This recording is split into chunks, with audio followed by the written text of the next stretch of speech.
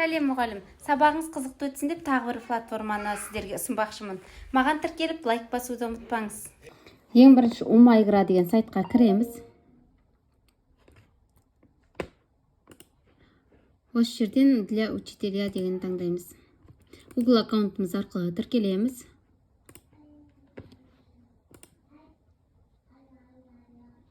Мына кнопканы басасыздар. Осы жерде бізде неше түрлі шаблондағы ойындар шығатын болады.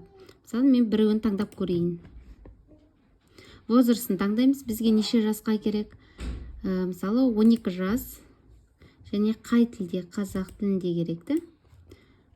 Қай пәннен екен таңдаймыз. Информатика.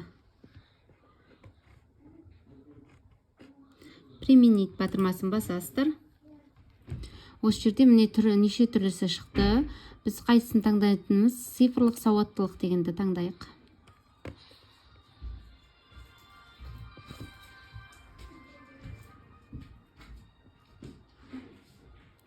Начать игру батырмасын басамыз.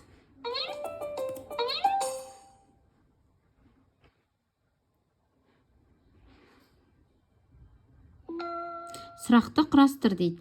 Алгоритм. Циклдік алгоритм дегеніміз не?